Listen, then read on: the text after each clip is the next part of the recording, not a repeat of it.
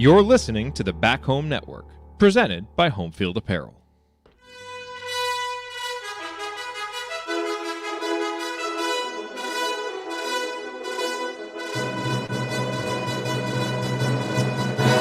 And welcome, Hoosier fans, to another victorious episode of the Assembly Call, as today your Indiana Hoosiers move to 4-0 on this young season with an 86-56 victory over the Miami University Redhawks at Gainbridge Fieldhouse in Indianapolis, in a game that, Miami kept close for the first 10 to 12 minutes, and then Indiana really asserted themselves and extended the lead as you would expect them to do, led once again by Trayce Jackson-Davis, who we will talk a lot about on this show. I'm your host, Jared Morris. I'm here with Coach Brian Tonsoni and Andy Bottoms. And guys, let's start this show the way we start every show, and that is with our Hoosier Proud banner moment. And I'm going to go back to a moment from the first half.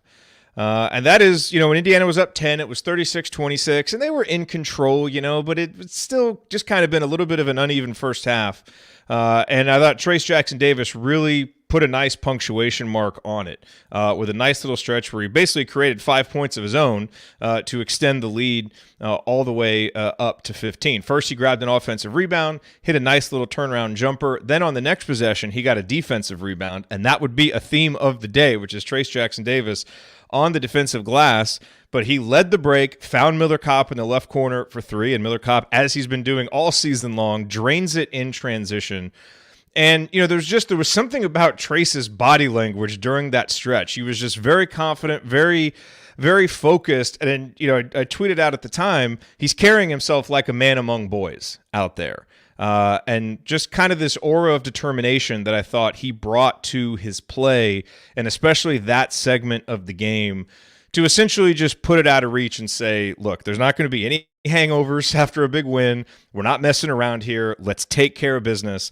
And that's exactly what Trayce did in 25 really effective minutes. He was plus 26, scored 17 points, grabbed 16 boards, had 3 assists. He was fantastic today, and made sure that nothing funny happened, and that Indiana did what they needed to do. Another terrific performance from Trayce Jackson-Davis. All right, let's talk now about our presenting sponsor.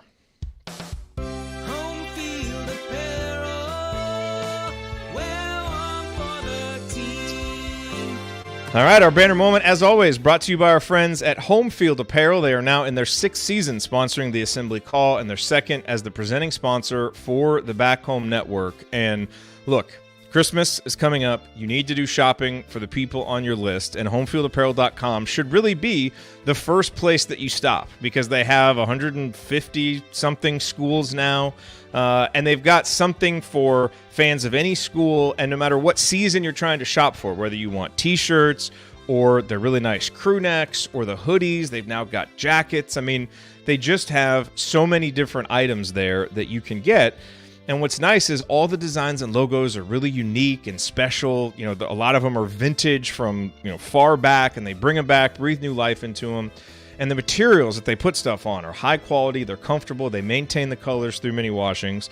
And they've got a special deal going right now for Black Friday. The promo code is Black Friday. You get 20% off your entire order, so load it up. Get something for everyone on your shopping list. Once again, it's Homefield Apparel, the promo code for right now, Black Friday. But if you don't do it right now and you're ever there and you need a promo code, you can always use our promo code HOME and get 15% off. But the website is homefieldapparel.com. Support them. They support us. And look, you get great apparel when you do. So homefieldapparel.com, wear one for the team. All right, well, it is time to move the ball, find the open man, and get some opening thoughts from the rest of our team. And we will start with Andy Bottoms. Andy, your Bottoms line on this Indiana victory. I mean, a good cap on a hell of a weekend for IU sports across the board. I know Martha the Mop Lady tweeted out, you start with Friday with the win over Xavier, throw in a couple volleyball wins, including a big road win for them.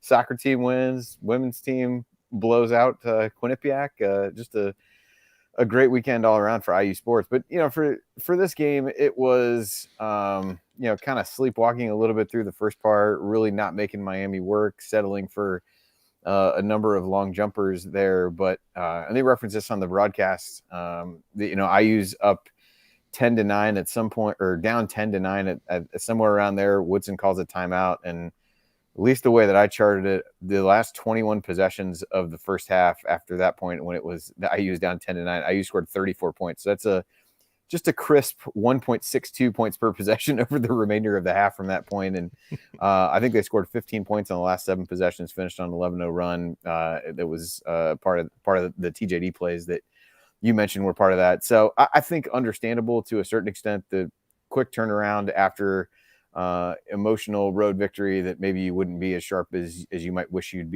want to be early on. But I thought from there, IU really settled in and controlled things at that point on, and defensively was pretty strong throughout. That really was not the issue at the beginning of the game either. So it's another game where you kind of take care of business, do what you need to do. You always want to get through these without injuries. TJD was icing his back there toward the end.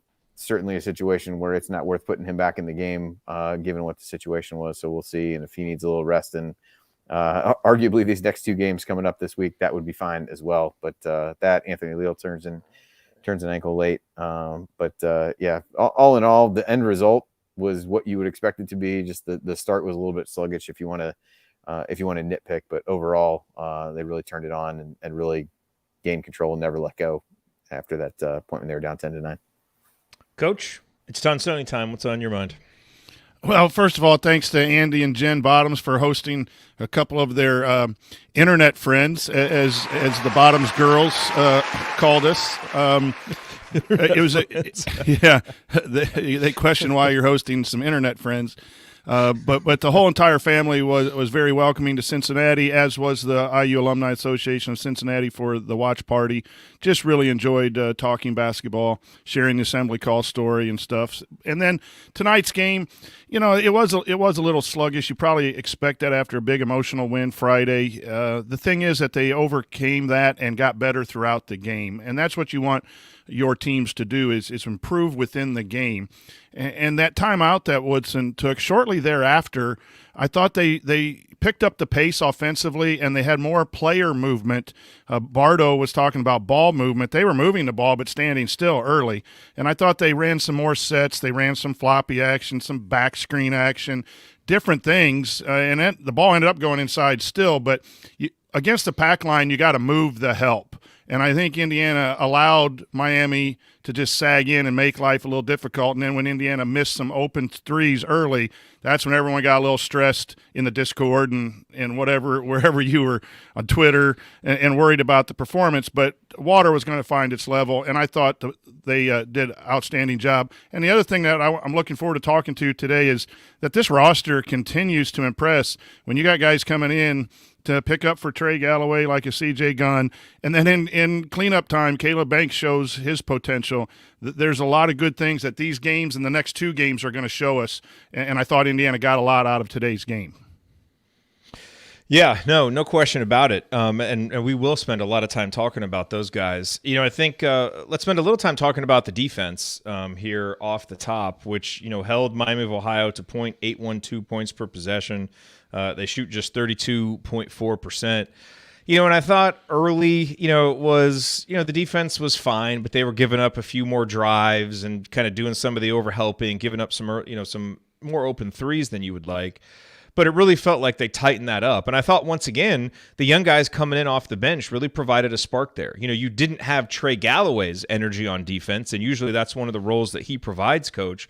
But I thought Tamar Bates defended with great energy. I thought CJ Gunn defended with great energy. I think Malik Renew does everything with great energy, and we're going to talk about him. It's going to be an interesting film room for Malik Renew. But I really thought, I thought once again, those guys really came in and provided a jolt. And I thought that, in addition to, what I mentioned earlier, which is just Trace Jackson Davis was just really determined today. And I thought that really helped kind of get the defense going, and that really took control. In Miami of Ohio at that point was essentially just stuck trying to chuck threes or make tough shots, and they did make a few tough shots, but the defense really tightened up after kind of a rough start.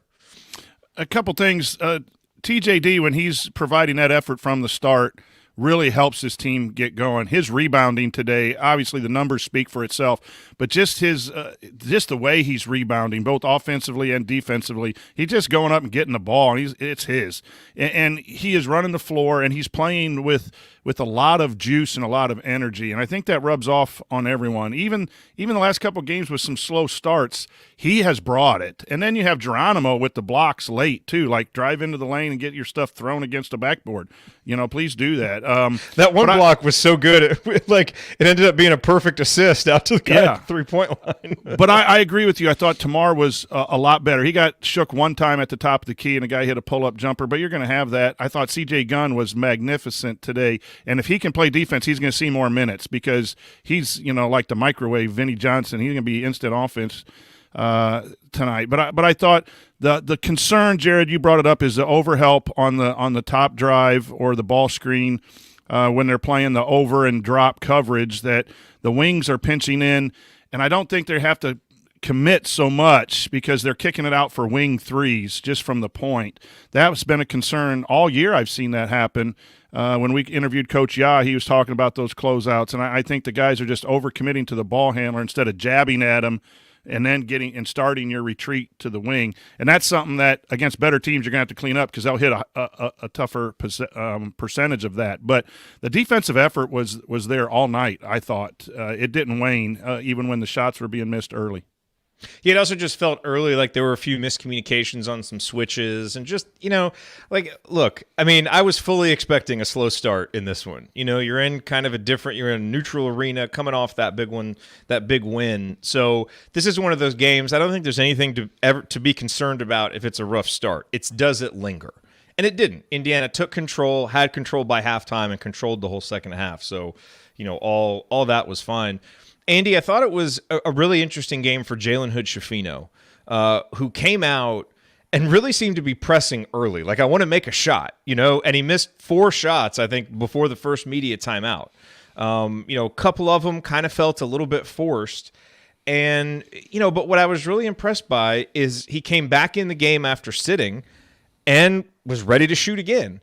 And I felt like his shots were a little bit more within the flow of the offense, not quite as forced. And, I think he made 4 out of his next 6, including, 1 3-pointer that he dribbled into, got a couple of nice putbacks. And, that continues to be one of the things that I like about these freshmen is, boy, they are confident. And they are always out there trying to make a play. And you can see, the coaching staff, especially with Malik Renew, you kind of have to try and rein it in a little bit. But you would so much rather have young guys where you're trying to rein it in as opposed to trying to push them to be more confident and do stuff. And so I thought with Jalen in particular, seeing him as a shooter, because that's a big question mark, struggle to see it go down, but within the game, just come right back and keep shooting. And he got that turned around and he ended up making, 5 of his last 8 shots, ended up, scoring 12 points, to go with 5 boards and a couple of assists. So, it's another one of those where it's like, it may not quite be everything that you want to see from a phenom freshman, and yet he was still rock solid again, as he's been in every game this year.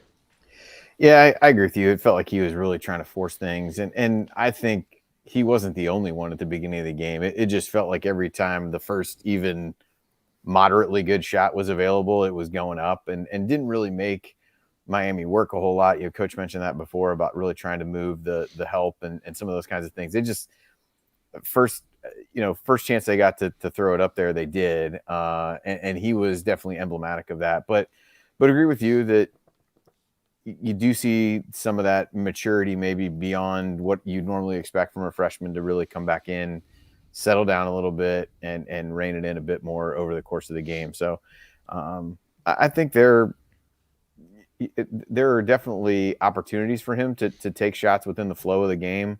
I just didn't know that too many of the ones early on were in the flow of the game. I mean, the one he misses a layup going to the basket, that's one thing, but some of the threes and things and pull up, long twos, while he can make those shots, there are also shots he can get at pretty much any point within the possession. So at that point when IU was not really running a whole lot offensively, just kind of a chance to really settle everybody down and actually try to run through something. And if that's the shot you end up with, then so be it. But doesn't necessarily need to be the shot you end up with 18 seconds on the shot clock. But I agree with you. Good poise from him to kind of adjust within the flow of the game and get himself back into a little bit more of a flow as the game went along, and was a lot steadier over the last 35 minutes, the parts of that he played, than he was over the first 5.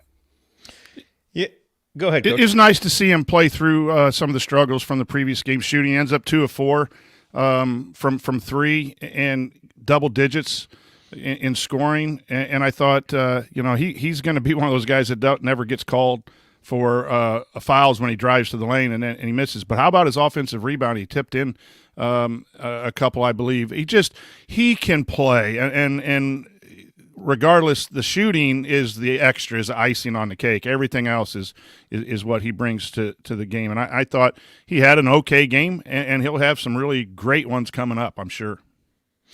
Coach, how would you handle a player like Malik Renew, who, like, his every thought on every possession is, I want to go make a play. And it's great, and you see him, and I mean, he's so good offensively. I mean, he was 5 for 7, scores 10 points, has 3 assists, he gets 3 steals. Like, he's out there, and on balance, he is making so much more good stuff happen than bad. And yet, you see some of the room for improvement, right? Like, he tried to go for that one steal on the perimeter and ended up leading to a wide open 3-pointer. And you see sometimes he tries to do a little bit too much, on offense, and maybe forces a pass here or there, does this, that, and the other. And so that's what I meant earlier, when I tweeted that, it's going to be an interesting film session for him, because there's lots of obvious stuff to kind of pick out and coach him on. And yet you don't at all want to take away that aggressiveness that just makes him such a beast out there. I mean, he's constantly putting pressure on the opposition in a way that you actually don't often see from big guys. Like, there's this kinetic presence to him when he's on the court, and it's just great. So how do you maintain that, but just help kind of, smooth out some of the rougher edges around his early game as a freshman? You go up to me and say, Malik, great game, son. Cut out the shit and you'll be better. So, lace him up for the next game. You leave a guy like that alone. Yeah. You coach him. You instruct him, like you said. You deal with the film room, but you show just as many film clips, positive as negative, but you play him more. Play him more. So he has like 4 mistakes and 45 good plays, and the ratio is just, outstanding.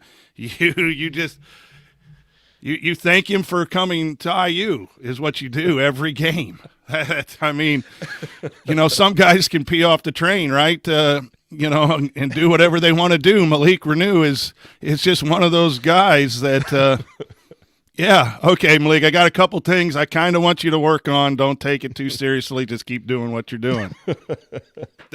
That's how you handle studs, Now, your role players who come in and make that same mistake, who lunge and do that, now you're a little more heated with the role players who do that. But your studs, like, that wasn't a good decision, but you had 18 other great ones. Thanks. Andy, seriously, you just teach. Yeah, the game of basketball is like a classroom. You just teach, but you got to balance it. You just make sure that you don't, as you said, the important things, you don't take away that confidence and that playmaking from that position. You can't, yes, you want to coach to perfection, but you also got to make sure there's a highlight reel in there and you show appreciation. And I've said all along, I think that's Woodson's one of his greatest assets is his ability to talk and communicate. Yeah, it's funny to me with him. I think where you focus more of those kinds of reining in type conversations, probably a little bit more defensively, of where he doesn't really need to take chances there. He can be a solid defender. I think on the offensive side, he made some really good passes to either lead to baskets, or there was one that was, I think that I hate to give Stephen Bardo credit, but talked about like the hockey assist. He kicked it up to CJ Gunn, who got it into to Trace for a basket there. Like that stretch, he was fantastic making plays on that end. And then the one where it's like you're thinking this guy needs to give it up. Somebody's like floating out to the wing for a 3, and he's like, hell no, I'm going to Euro step past this guy and like put it in the basket. So I think where you probably want to focus more of that reining in is maybe on taking fewer chances defensively. But yeah, on the offensive end, he sees things so well, makes such, we talked about, or you guys talked about this, and we talked about it as we were, kind of going over the game on ourselves. He gets that play in the Xavier game. Gets the ball at the free throw line, so that throws that great lob to TJD. He just has a great sense of where to put the ball, and is a good enough passer that I think you definitely don't do too much to ratchet him back on that end. I think, but defensively, if you at least get him maybe where he's not putting other guys in position to have to make plays. But yeah, the offensive stuff, I don't think there's anything you really want to do to rein that in. That's a good point, because you want people to try to make plays, just like the shooting. They weren't taking great shots and they're taking quick shots, but right now in these games, you want people to shoot to get their confidence. You're not going to spend a lot of time, yes, you work on the footwork with Tamar on his first shot, and I thought there were some rushed threes, but you almost got to overshoot right now and get this confidence up. But that's a really good point, Andy, about focus on his defensive errors where he made defensive errors, because that's something that's going to be needed.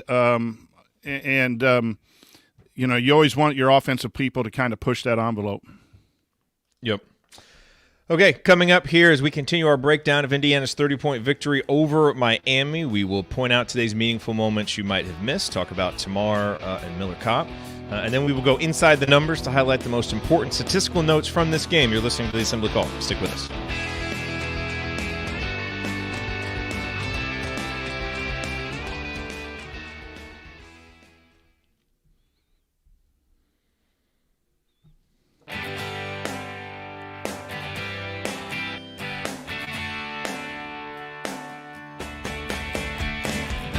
Hi, this is Lily King. I hope you enjoy the show, but ask yourself, do we really need this much basketball talk for swimming and diving school? Where do you think the candy stripes came from anyway? Go Hoosiers! Always a fair question. You're listening to the Assembly Call IU Postgame Show. I'm Jared Morris here with Coach Brian Tonsoni and Andy Bottoms. We are breaking down Indiana's 30-point victory over Miami of Ohio, and it is time now for Meaningful moments that you might have missed. That's right. Meaningful moments you might have missed, brought to you by our friends at Hoosier Ticket Project, where they help individuals and families experience IU athletic events in person for the first time through the generosity of alumni and fans. To learn more about how you can donate money or extra tickets to help create meaningful moments for other IU fans, visit HoosierTicketProject.org. That's HoosierTicketProject.org. All right, guys, I want to start. My first meaningful moment features Tamar Bates. And it is when Indiana was up 32-26 in the first half. And you may recall, Tamar took it from over on the right wing, drove into the lane, got a really good look in the paint. He missed it, and Race Thompson finished it with his best Tom Pritchard impression with a great follow-up dunk. And to me, look, obviously that was a great highlight play for Race. But I was more focused on the play from Tamar and him creating an offensive opportunity off the dribble. One of our big offensive or off-season conversations about Tamar was, can he be the kind of three-level scorer that we just really haven't had? A guy who can be a threat from outside but can also drive. It's what he did in high school. Like, we've seen him do it in spurts. And so we saw him make a three-pointer early. He missed his first one. His feet were a mess, and then, really was set up much nicer on the second one and made that. But I was really, Andy, impressed from an offensive perspective, obviously in a game against lesser defense, but the way that he used his dribble in the half court tonight to create some offensive opportunities. Now, Indiana didn't convert all of them, and he wasn't making shots when he got in there, but that ability to be a guy who can go off the dribble and put that pressure on the defense is really going to be important for Indiana. And so even though the result wasn't always there, I liked the process and seeing him be more confident using it, because it's just something we haven't seen a lot through the first three games. And to me, if we can get some of that stuff in these three games and then start moving it up into the better competition, these three games can be really valuable. And so to me, even though Tamar wasn't efficient as a scorer, what was he? Was he 2 for 6 tonight? Yeah, 2 for 6. I liked more of what he did in terms of his assertiveness with the ball and the dribble. Yeah, I think, for him, I look at it a couple ways. One, it's an opportunity to really get him going. Maybe that means he gets to the free throw line and sees a couple go through the basket that way. Maybe he's able to get a drive to the basket and score an easy one that way. I think he's a guy who's kind of searching right now to get into a rhythm offensively. And so I think that gives him another way to do that, as opposed to just standing on the wing or in the corner and being asked to shoot three-pointers, which is something that he can do, but something he's not done consistently. So if you're really trying to get yourself into a rhythm, and the other thing that became maybe more important tonight, because Galloway wasn't available, but a night like tonight, typically who he's playing with, he's playing with one of X or Jalen Hood-Schifino and usually Galloway, at least the way the lineup's been. But without Galloway, you needed another guy to be a little bit more of a playmaker and do some things with the ball in his hands. And so I thought the assertiveness in spots there was needed based on the other personnel that were in the game. So I think that was important, but I think it's a good opportunity to diversify what he's doing a little bit and maybe get him going, get into a little bit of a rhythm to be able to take some, shorter shots and see a couple get in the hoop as we go through there. But I thought a better performance from him in this game than against Xavier. Obviously, difference in competition level, all those kinds of things. But I thought he was a little bit just contributed in different ways and was a little bit tougher for the defense to figure out what he was going to do.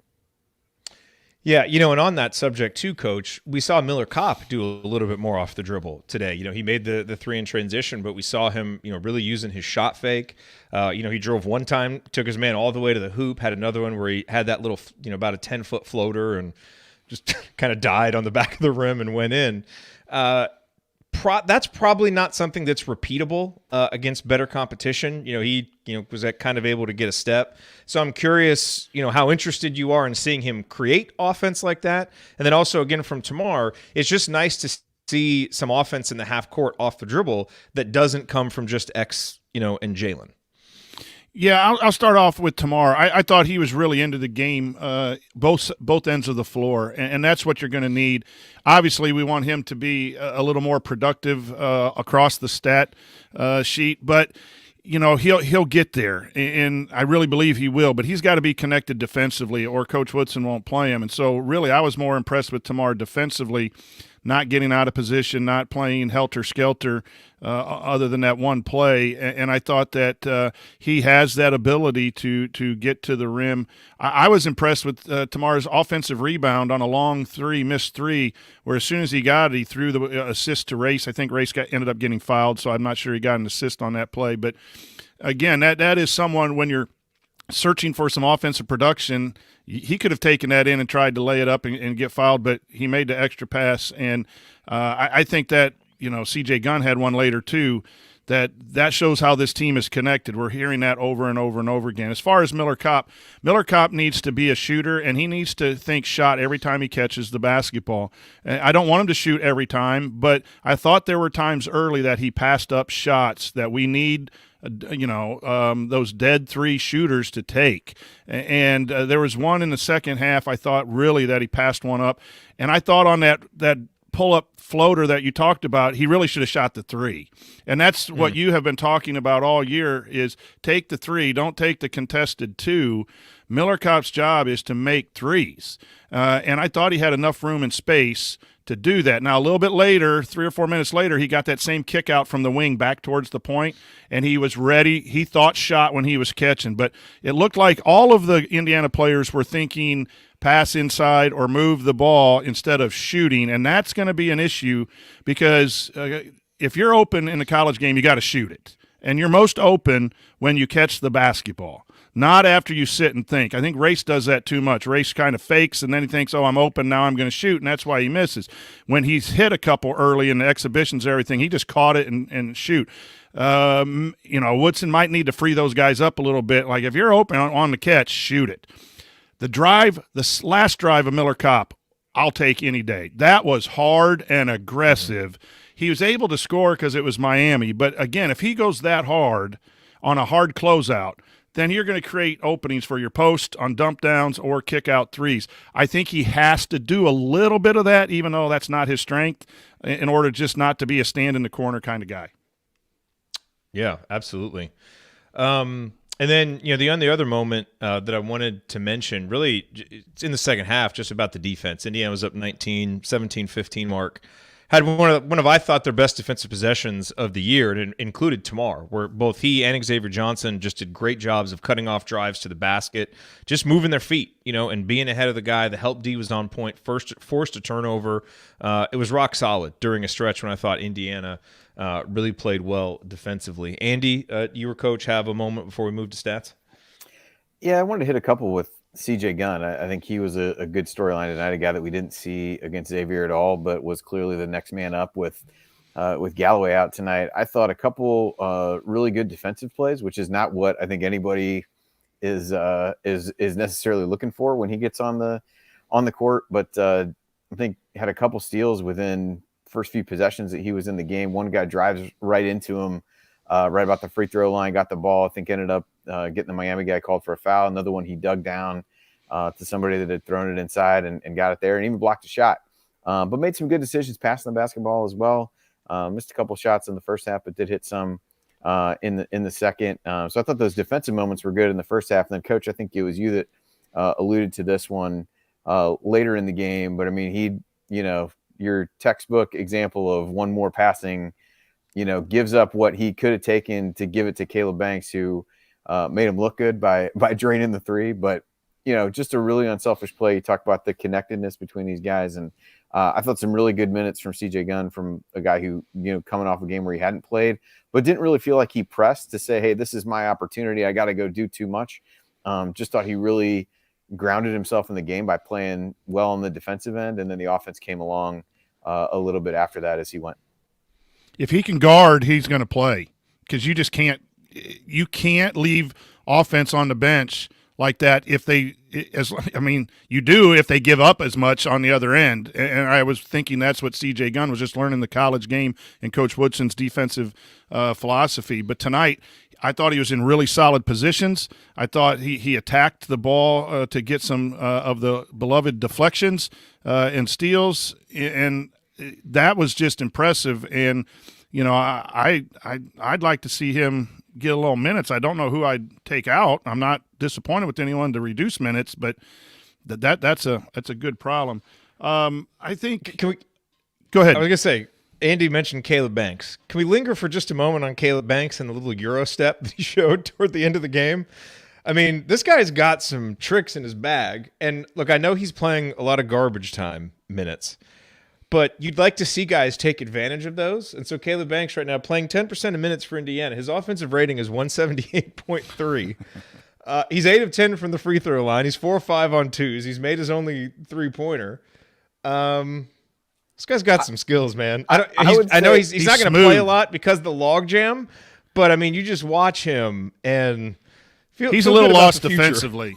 Yeah, there was one time where Miami had a layup if they had seen it. He didn't have any idea where he was supposed to be guarding somebody. But yeah, him and Gunn do not lack for confidence in any way, shape, or form offensively. They are definitely out there to get buckets for sure. So that's a good problem to have. I think my meaningful moment, I think we probably all saw it, but the TV angle was kind of odd. But there was a play early in the game, I have it down at 16:24, when Jalen Hood-Schifino drops a little, no look around two people, bounce pass in traffic to Trace, who lays it up for a basket. And that's the stuff when Hood-Schifino had missed some shots, or it goes to miss some shots, and everyone's wondering, hello there. What's going on? And I just thought that pass is indicative of this is a freshman point guard who can really see the floor. But that was one where I kind of looked, did that pass get through? How did that get there? Was it deflected? And I think it was intentional. Yeah, I mean, but that was a crazy angle because it was one of those where I felt like IU's been struggling a little bit on some of their baseline inbounds plays. And that was one where it's like all you do is get the ball in the corner and you think, all right, you just got to reverse it, get it back to the top. And he somehow slipped it through there to him for a really nice move that TJD made after the fact to actually get the basket. But yeah, that was one of the first ones that I wrote down as well. Just reflective of a guy who was really struggling with the shot at that point. But man, the vision to be able to see that and somehow slip that pass through there was incredibly impressive. And how about his poise? Like, he gets hit in the face, he gets a questionable call, and he just has that stoic look, like, I'm going to be that assassin next time down. And that's the kind of thing you want from a point guard. All right. My son has decided to join us for the rest of the segment. Should we go inside the numbers, Teddy? Let's go inside the numbers. Let's pick out a few key stats to discuss. And the one for me that I want to start with is the three-point shooting. Coach, you mentioned it earlier. Even though some of those attempts early, not as in the flow of the offense as you'd want them, but Indiana did take 21 three-point attempts out of their 63 field goal attempts. which is back up over 33%. They made 7 of them, so they're right at that 33% again from an efficiency standpoint. And don't look now, but through 4 games, Indiana's shooting 36.8% from 3-point range, which is in the top 100. And I think again, even though you'd like to see more of them out of the flow of the offense, this kind of distribution where it's out of 63 shots, 21 are threes, that's still not great, but it's, I think, a better ratio for this team to live by as we move throughout the season. So I was certainly pleased to see that from a numbers perspective. And I only think a couple of them were shots I would say they shouldn't have taken. A lot of them were early, but the early open is not bad. Early somewhat contested is not even bad, I don't think. But of the 21, I think 19 of them were shots that when you go to film, you're going to say, yeah, we'll take that. Or maybe later in the shot clock we'd take that. But there were none that were, I thought, maybe 1 or 2 that were just, whoa, we shouldn't even take those. But in fact, Jared, to jump on your bandwagon that Mediocre Jay keeps texting you about, I think we passed up 3 or 4 opportunities, and now your percentage gets a little bit better. If we get up in 25-26, I thought they were a little timid after the slow start. I thought they passed up some, but you got to take it's getting closer to the volume we need within the scope of the offense. Yeah, the other number that I want to point out is 10 defensive rebounds for Trayce Jackson-Davis. We mentioned on the last show, his defensive rebounding percentage through the first 3 games of the year was under 10, which is kind of insane, just given his history. I mean, he's usually up over 20, and given his position. Now it's right back around 17, and it'll keep going up. But it was really, I thought that was one of the stories of the game, was Trayce just controlling the glass in a way we haven't often seen from him. His rebounding is sometimes a little bit inconsistent, and tonight I just thought he was, it was just, he just had a determination about him. And, we saw it in the Xavier game. He's able to lead more, and it's always kind of tricky to lead as a big guy, but he really carried himself like a leader, and I thought actually you can see it in the numbers. Going out in a game like this, it would be pretty easy for a guy like Trayce to coast through, have 17 points, 8 boards, and have a really good game. And I just thought he was doing all the extra stuff today, and it really came through in his rebounding numbers. Andy, what numbers jumped out to you? Yeah, I think along the same lines, some of the interior play, overall rebounds were a pretty solid story. But really, points in the paint, 42-16, really shows where IU was able to control things. And I think that's where, when you look at the 3-point shooting numbers that you talked about before, I think IU's still trying to figure out this iteration of the team, what the right balance is in some of those cases. I thought, my only issue with some of the threes early was that once the first few hadn't fallen, do you need to go a different way and try to get Trayce the ball a little bit, try to get yourself into a little bit of a rhythm? But over the course of the game, it balanced itself out pretty well. I just thought in spurts they were, things really tipped heavily one way or the other. But that was really the big one to me. The points in the paint were pretty dominant, and also reflected in the free throw numbers. IU gets to the free throw line 24 times. Miami gets there just 5. The other rebounding side, and people might look and say Miami got 14 offensive rebounds. A lot of that was just, long threes ricocheting out to somebody else. You mentioned the Geronimo one earlier where, blocks a shot, it just lands right in somebody's lap. So I don't think that's reflective of any kind of issue on that end of the floor. Coach, this is one of those games, it's always kind of hard to figure out what numbers mean something, but did any other numbers jump out to you? Yeah, the one scrolling down at the bottom, just because I'm messing around with these banners. You look and you have some questions about Indiana offense, and you have some questions defensively because we just nitpick everything, right? And then all of a sudden it's 0.812. You mentioned that I think early in the banner moment. And for any college game, yes, the opponent is who it is. It's a rebuild for Coach Steele in his first year, and they brought in a lot of transfers. But that's where you want it. You don't want to see that number at 0.97 against Miami, and you just kind of showed up to play tonight and didn't keep your defensive principles. And so it's at a point where we got to – I think we as fans and we as, podcasters have to readjust our evaluation, too, to having a good program again, too. We were so used to when we struggled and lost to point out the things that needed to get better.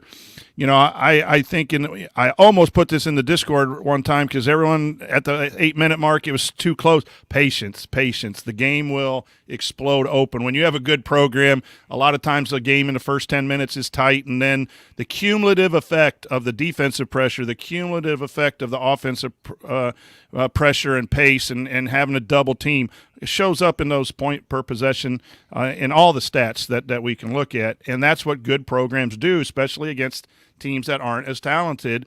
And that even can have some benefit in the games that against Xavier and those teams too, is when you have the depth and you have people who can come in, there's no time for our opponents to relax. And I think the numbers show that regardless of who we play.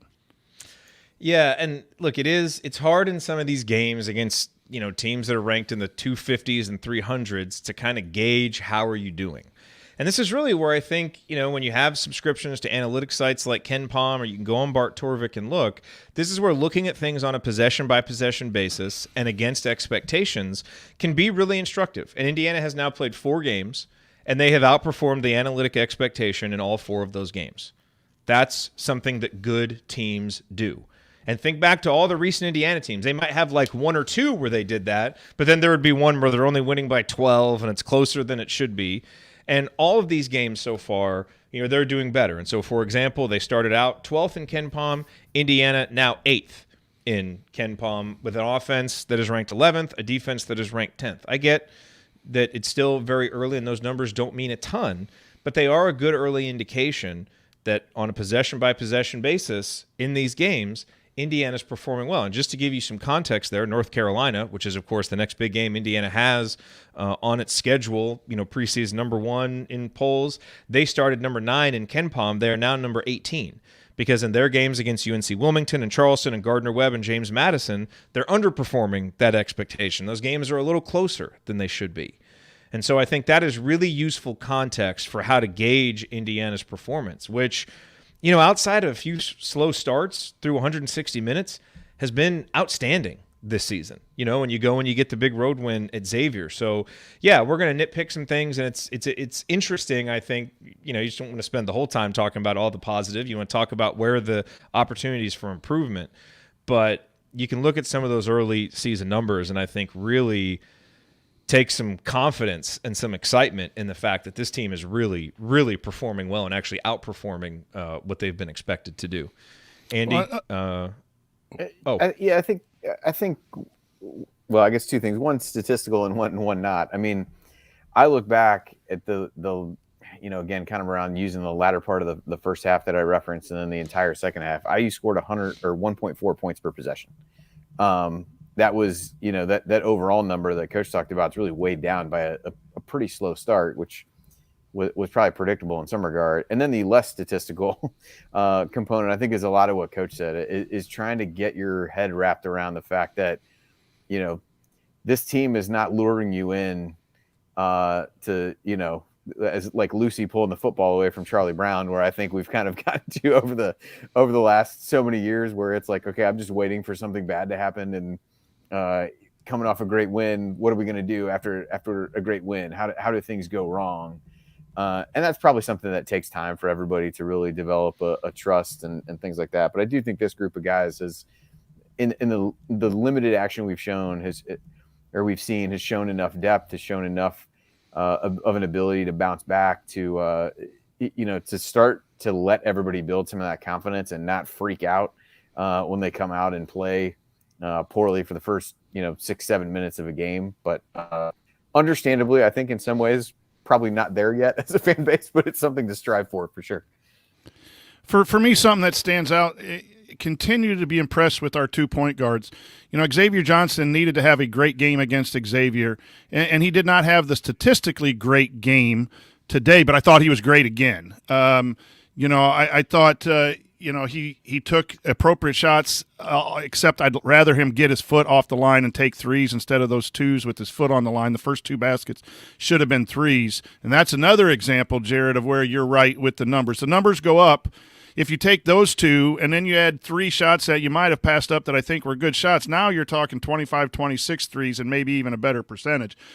But rebounding is always going to be a key, and at times it was okay and times it was bad, but guard rebounding is going to be important for this team. And 5 rebounds for X, 5 for Hood Schifino. I think that speaks volumes. Hood Schifino had 2 offensive tip-ins there. That's good. And then again, those 2 combined had 6 assists for 2 turnovers, and to 2 turnovers, a 3-to-1 ratio. So we're seeing some consistency, no matter who you play, that we have a point guard who can score, can get assists, can rebound, and they're all on the floor at all times. Only maybe a couple times do you go to Trey Galloway or Tamar Bates, and that's so different than the team we had last year where it's just flip a coin if the backup point guard was going to be able to do anything. We all loved him, but this is so much better point guard play.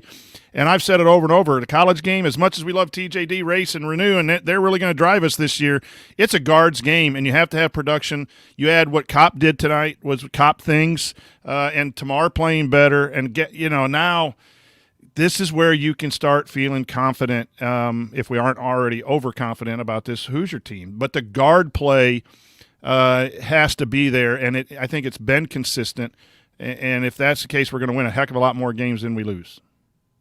Absolutely. Well said, Coach. All right, coming up on the Assembly Call, we are going to hand out our game balls and the Hoosier Hustle Award. We'll discuss a lingering question or two, and then we will look ahead to what Indiana has coming up on the schedule. That's next on the Assembly Call. Stick with us.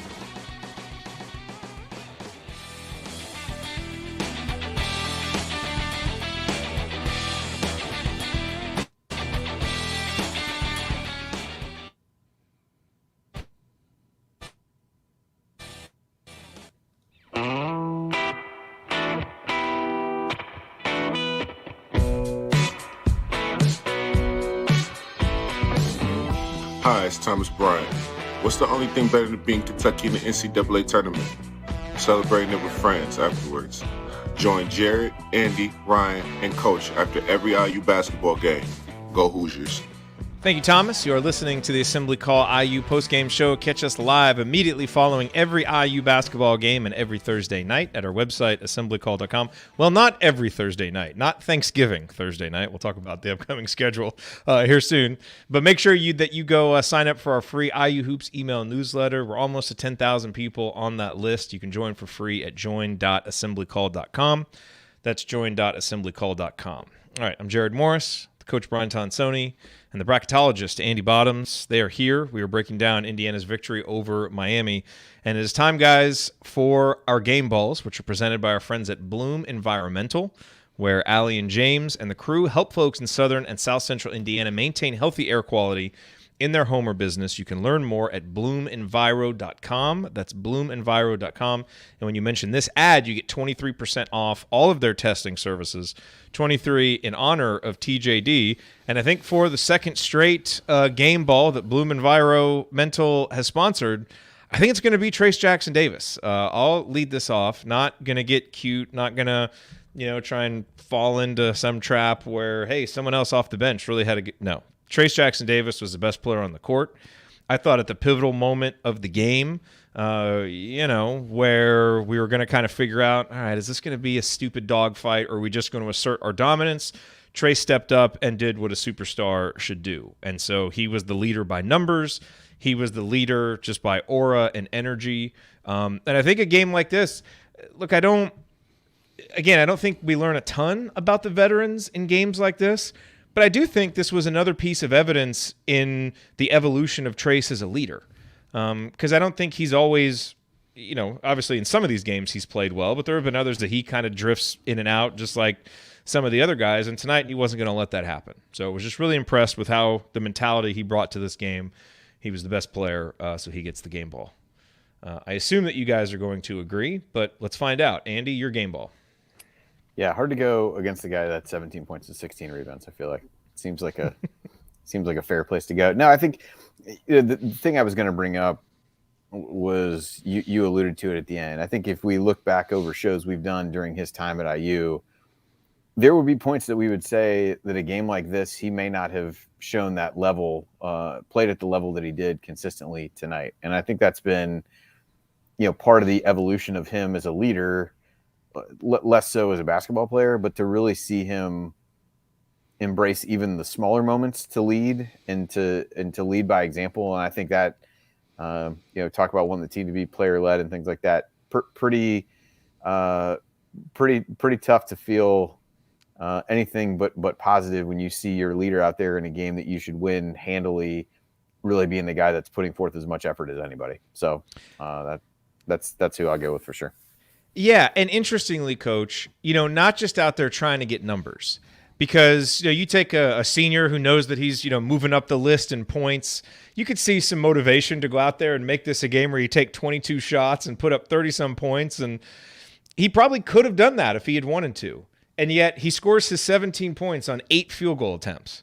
Was able to get to the line, was looking for his teammates like that. It was just look, we talk about it a lot on the show, how watching young guys evolve all the way into seniors and seeing how they change just as people and leaders is what's so rewarding. And I think that's part of why I just really enjoyed watching him play today, because you really saw that. It was a terrific, unselfish but dominant performance by him. Yeah, he's really improved, and I'm going with TJD as well. He is just playing with an intensity. His rebounding, he's just exploding up and getting rebounds. His drives to the basket, he's not, dilly-dallying around, taking 8 crab dribbles and then trying to, work around a defender. He's just, I really love that Sigma move or that face-up move that he gets in the mid-post when the ball's not right on the block. And then he just drives baseline, and he's got some agility around the rim. But you need your best player to be your hardest worker in practice, and you need him to be that in games. And that has been a concern of ours with Trace for a time. If he gets 2 fouls, does he respond to that well in a game? Or if things aren't going well, misses a couple. There have been times when he didn't have that hasn't been the case this year, and it wasn't tonight. So, yes, an easy game ball selection. Trace Jackson Davis, when you get 17 points and 16 rebounds and you only play 25 minutes, just a fantastic effort from Trace. As we mentioned in the last show, part of what we're doing with this fun little sponsorship is we're going to take a fourth of what they paid us for the sponsorship and give it to the winner at the end of the year of the person who has the most game balls. We can't just give it to them, but in exchange for an interview, if that person will come on the show, we'll be able to give them that money. Trace out to a nice early lead with 3 game balls through 4 games. Malik Renew got the other one. So I think Trace is the odds-on favorite to get this one. And now it is time for the Hoosier Hustle Award.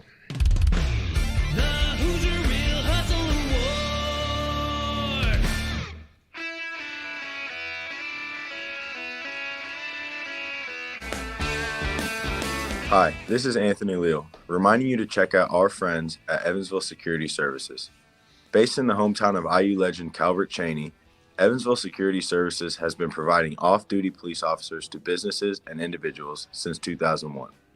In other words, they're in the business of prevention and peace of mind. And remember, prevention cannot be measured. To learn more about how Evansville Security Services can help you preserve your peace of mind by preventing bad outcomes, visit evansvillesecurityservices.com. That's evansvillesecurityservices.com. All right. Thank you, Anthony. Obviously, we all hope Anthony is okay. Actually, I didn't see the play because I was in between moving from the TV out there to my computer. I just heard Stephen Bardo talking about the injury, the ankle injury. So obviously, hopefully, he's okay. I haven't seen anything on Twitter, but if anybody has an update, let us know. But we hope Anthony is okay. Hoosier Hustle Award, gentlemen. Coach, why don't you lead us off? I'm going to go with C.J. Gunn. I think when he came in at the 11-minute mark of the first half, he got a couple deflections, and I thought that he really did a nice job of kind of getting some separation or leading the Hoosiers to getting that separation that was needed in the first half to kind of, just get the game where it needed to be. But he has to play with that kind of effort in order to get on the court, and he's fighting for minutes. And I thought he was ready when the opportunity presented itself, which is what you always talk to those 9 through 13 kind of guys, be ready, be ready, be ready. And he then came out today and did the little things well. Obviously we like it when he hits shots and gets those breakaway dunks and shows his athleticism. But I thought he has made improvement in the 2 weeks that he's played on that defensive side. And it is Miami, and I'm sure that he's not quite ready to go up against the North Carolinas and Arizonas quite yet. But maybe we're looking at a back half of the season type of development guy that can really be a boost if Indiana needs some shooting and needs some scoring. So I just thought he came out and played. There's so many guys I think we can give it to be honest, but I'm going to go with CJ. Yeah, I think that's one of the things that we're going to like about this team and that we kind of started to learn last year is there's always a lot of options for this award, which is really good. Andy, who gets your Hoosier Hustle Award? Yeah, that certainly beats the what we've had to do sometimes where it's like, oh man, I don't know. God, Who do you think? Yeah. Said with great passion about who it is. I thought I was going to be original and go with CJ Gunn, but Coach beat me to it. So that's who I was going to go with. Yeah, I think interestingly enough, he basically was filling in for Trey Galloway and did some of the things that we expect to see from Trey Galloway. Threw in a little bit of maybe a little bit more scoring, certainly more shooting than Trey Galloway. Got up 7 shots in his time, but I think his overall contributions plus minus is imperfect as we always say. But I mean, he was plus 22 in 18 minutes. I thought just impacted the game defensively and on the offensive end. Made a couple nice passes, so I thought that was good. A couple guys that we really haven't talked about to just throw in quickly. I thought Race Thompson was really, really active, maybe more so than what we've seen in some of these other games, including his, kind of pushing his way through the Miami huddle, which I actually enjoyed as much as anything. It was great. And just the look on his face as he put both of his arms out and went through those two guys, I thought was great. And there's a lot of I'm too old for this crap energy from Race so far. 100%. 100%. It was like a dad breaking up kids, even though those two kids weren't fighting, but it was like and Geronimo, with the 5 blocks in his time. We talked about some of the blocks themselves, had 4 rebounds as well. So I thought he did well, but I thought it was a good not bounce back performance for Race necessarily, but I think a good game for him to kind of continue to build on as he, you guys talked about it after the show. We've all kind of seen it, trying to figure out where he's at in his progression of the season, and I thought it was a good effort from him. But yeah, CJ Gunn was the guy that I had earmarked for this one. Yeah, so CJ Gunn obviously wins it because you guys both went with him, and I do not argue with that at all. But I was going to give mine to Jordan Geronimo, and in part it's the context. Jordan obviously entered this season with high expectations, and then in Indiana's first game of the season at Xavier, he played 5 minutes. And that's after, doing some nice things in the first couple of games. And, I always, find myself wondering, okay, how is Jordan going to handle this? And he always impresses. That's the thing with Jordan Geronimo and his mentality is it's always there. It's always team first. And he came right back out tonight. And he ended up playing 19 minutes and made the most of them. Got to the free throw line 6 times, had 5 blocks, had 4 rebounds. Again, an opportunity that he easily could have, kind of coasted through at 75% or even hung his head because he didn't play against Xavier, and he came out and made the most of his minutes. And look, man, that's what we love about this bench. I feel like almost every game you could give Malik Renew a Hoosier Hustle Award because the guy makes mistakes, but they are never mistakes of not hustling or just kind of standing around, right?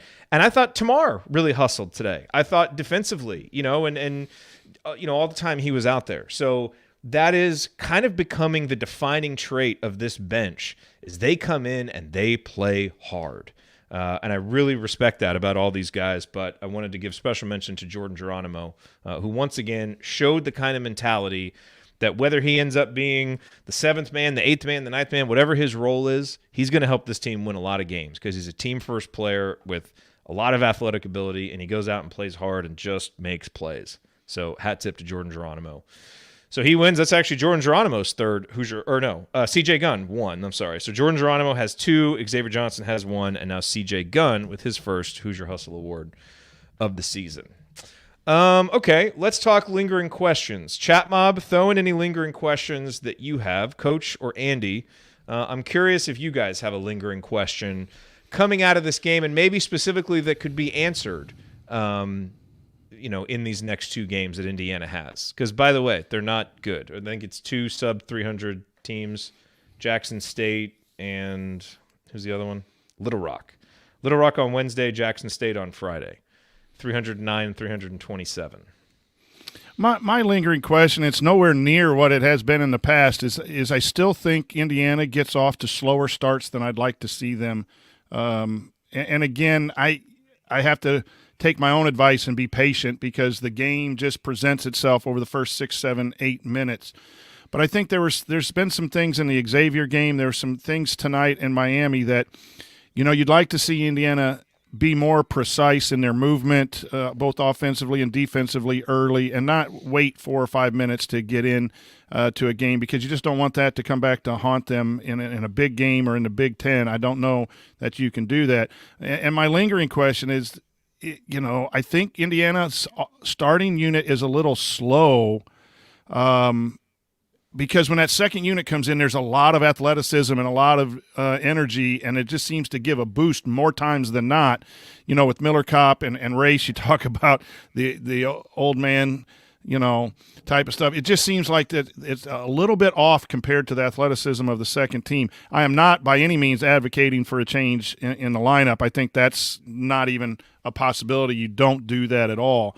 But I just would like to see, Miller Kopp be a little more aggressive, shooting the three early, running some things for Miller Kopp maybe, doing some things other than the 4-out, 1-in, throw it in the post and see how they're reacting. I thought Coach Woodson took a while to get moving with some alternate offense as well against the pack line today. So I wasn't really impressed with the first 6 or 7 minutes here or Friday night, and that's – on a hierarchy of importance is like a 2 or 3 when this team's playing as well as they are, but it's still lingering a little bit to watch.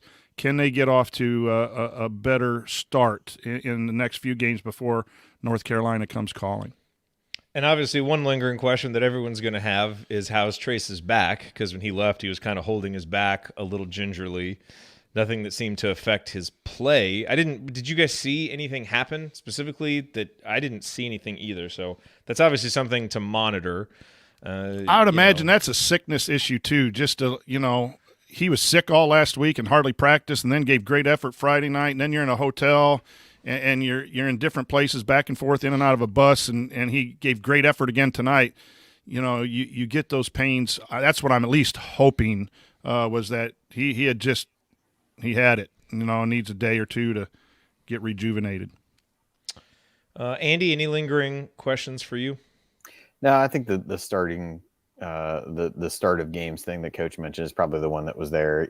Otherwise, you're not going to learn a great deal about this. They're great opportunities to get a number of guys playing time, as you saw this evening, depending upon what the Galloway issue is. I said that was precautionary. Do you leave him out for the first game of these? Do you leave him out for the Little Rock game, knowing you're going to play 2 games in 3 days? At that point, you do, and that opens up opportunities for a guy like CJ Gunn, who really made the most of that tonight. But otherwise, outside of just getting additional chances to see some of the guys further down the bench, it's really, can you do something with the slow starts? These are going to be games that are maybe a little bit hard to get up for. You're kind of the holiday sandwiched in the middle there, and some of the things like that. But otherwise, I don't know that there's a whole lot you're looking for out of these games other than keeping everybody healthy and seeing if you can make some incremental improvements on things from game to game. Let me just toss this one out from Rock Hoosier in the chat mob. It says, are we bad at guarding the 3? I get why this question is asked, just because it does seem like, we've given up a few open ones, and it seems like a lot of times when Coach Woodson is barking at someone from a defensive standpoint, it's coming after a wide open 3 because of overhelp, like we talked about. I'll be curious to get your guys' thoughts. There's nothing in the numbers that suggests concern. Opponents are shooting 30.2% from 3 against Indiana. They're taking 40.5% of their attempts, which is very similar to what it was last year and makes sense given the kind of rim protection Indiana has inside. So, and I do think with the kind of teams that you're seeing, their only chance is just to get hot from 3-point range. And so you're seeing teams essentially just sell out offensively to get 3-point looks. But I think this team, despite being 10th overall in defense, has some things to tighten up. But it's early in the season, and that's fine. I see no concern outside of a few things that we've mentioned about overhelp and just tightening up, some switching on the perimeter and some of the stuff that they're doing. I have no concern about this team's ability to defend the 3-point line.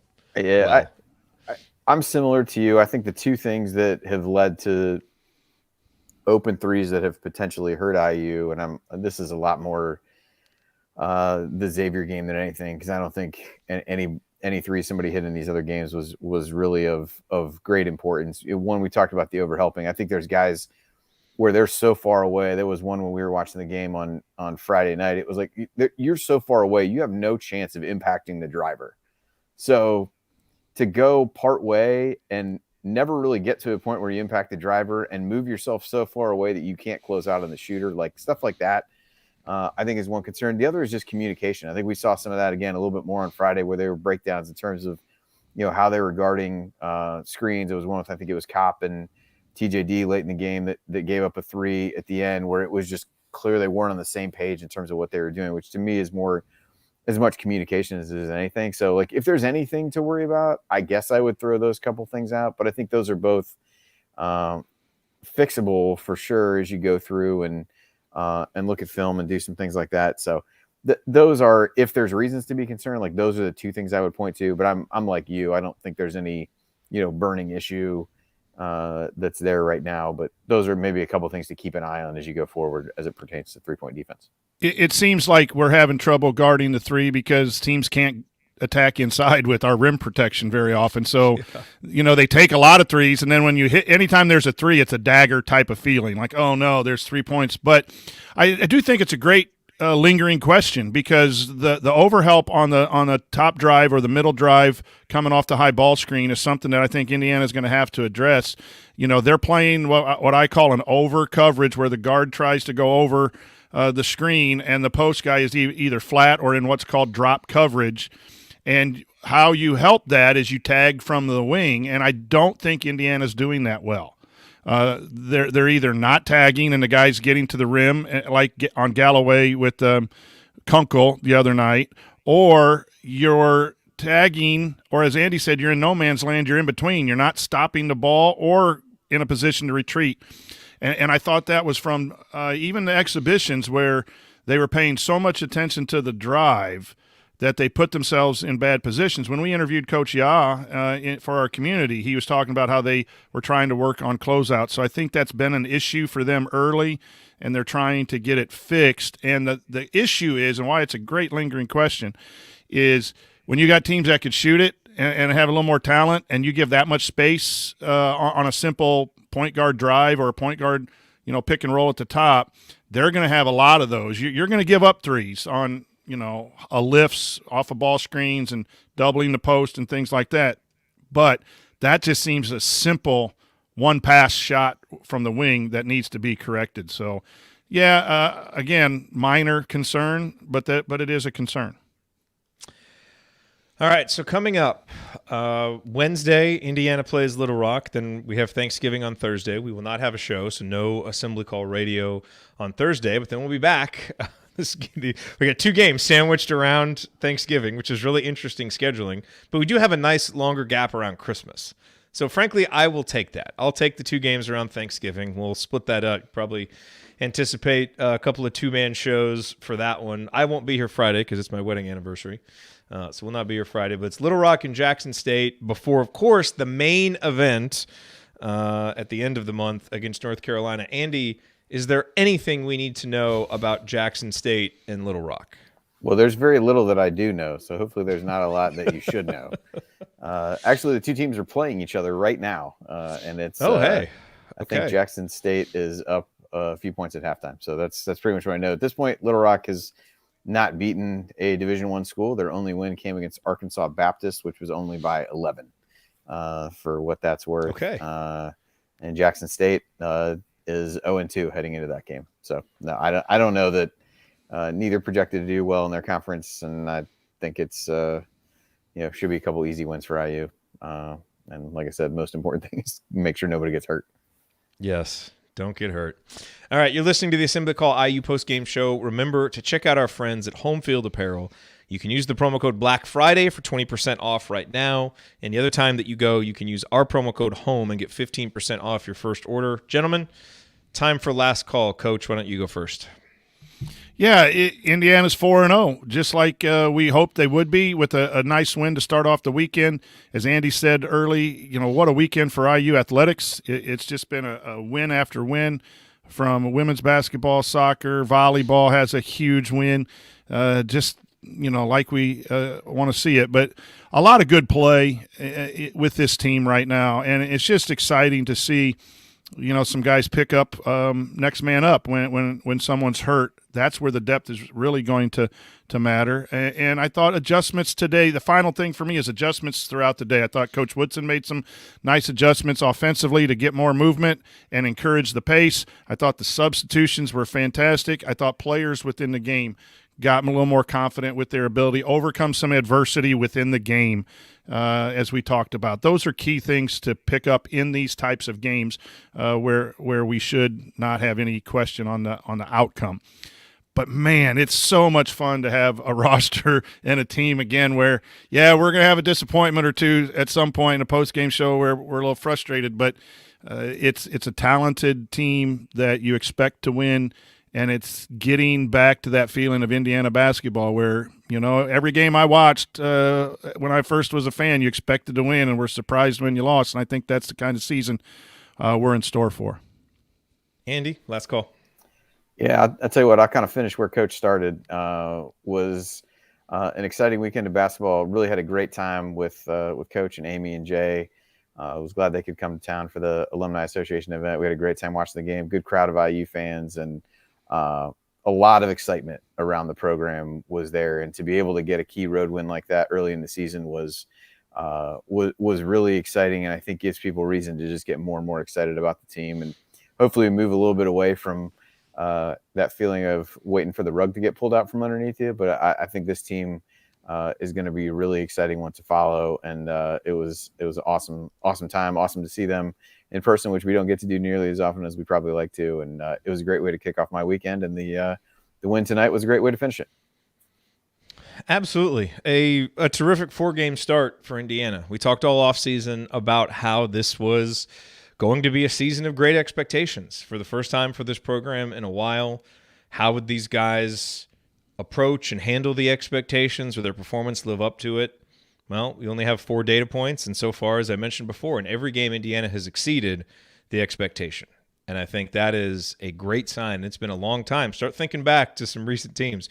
When was the last time that we had a team that through the first 4 games, every single time out, they were better than what was expected of them, just consistently? There have been some inconsistencies within games, but I think at a minimum, you have to just be feeling good about what this team has done through 4 games. And I think, if you allow yourself to dream a little bit, you can actually see, I think, in these 4 games, some reasons to be even more optimistic maybe than you were coming in. All that's going to matter is what they start doing when the schedule stiffens. Obviously a huge stretch coming up against North Carolina, then Rutgers, then Nebraska, then Arizona, then Kansas. The cupcakes are gone at that point, and there are 2 more. But just really impressed with what Indiana has done through these first 4 games. Hopefully they continue to develop guys' confidence over these next 2, and then be ready for that big game against North Carolina. But just having a lot of fun watching them, having a lot of fun talking about these games, and looking forward to the next time out. All righty, that is going to do it for us on this edition of the Assembly Call. If you want to see us do the show live and be part of the live chat, make sure that you subscribe to our YouTube channel, youtube.com/assemblycall, and don't forget to go to join.assemblycall.com to join our free email newsletter. Special thank you to Bob Thompson for the music you hear on the show, and special thank you to John Ringer of Rig Design for designing our logo, and thank you for listening. We'll be back to talk IU hoops again with you on Wednesday. Until then, take it from me, Christian Wofford. Keep your elbows in and your eyes on the rim. Go Hoosiers. All right, I got to get out of here, folks. Thank you. Thank you. Thanks for coming out. Here I come, Mrs. Stansoni. do we give people Ryan's votes for Game Ball and Hoosier Hustle that he texted us, or nah? Nah. Let me just jump in real quick. I think he said give a game ball to everybody, right? I think that was his idea. No, he went Trace and what do you have? Renew for the Hoosier for Hustle? Yeah. Gun second. It's fine. Sure. Whatever. Yeah, I mean, I don't know why I thought we needed him to tell us that TJD would be a good choice for the game ball, but just in case we weren't paying attention. Yeah, it's like blacked out in the middle of the Come on, dude. Oh, man. All right. Well, that was fun. This team is fun. That they are. I enjoy it. All right, guys. Well, we'll figure out the schedule for next week. What's the NFL game tonight? Is there a good game on tonight? Kansas City and Chargers. Chiefs. Okay. I only need Justin Clearly, Herbert I to throw was about. go chicken. Sorry, I hit the wrong one. I only need Justin Herbert to throw about 9 touchdowns. I can get right back in my fantasy matchup. There My you go. brother-in-law. Hey, why don't Make you sure show they're to everybody Palmer. Because I need about 9 in mine. You want to show everybody your shirt, Andy, just to make sure they know? No, I'm not. No, the Eagles did not play well at all. So I have nothing to.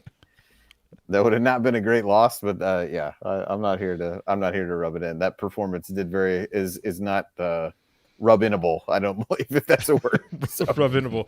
Boy, we're creating words. What did Ryan turn into a verb? Freshman year, I think, or refreshmaning. Freshman yearing. Yeah. Just creating our own language here on the assembly call. I will tell you that, Andy's basement is real. All those people wanted to order pizza and everything. We now know that it's real. I sat right where Andy was watching some basketball late Friday night. It was nice and well done. What Andy doesn't know what a is really it was all just he got to see what a really sophisticated setup I really have to do the show. He was really, really impressed with it. It's quite like mine. It was just a reconnaissance mission for Chad, who is still determined to order a pizza to you during a show. Yeah. So hopefully Coach got the info that he can needs now. to make he can now speak to how difficult it's going to be to get any kind of delivery person to come anywhere near the door that's in the background and actually find it and have anybody answer it. So he can certainly speak to that.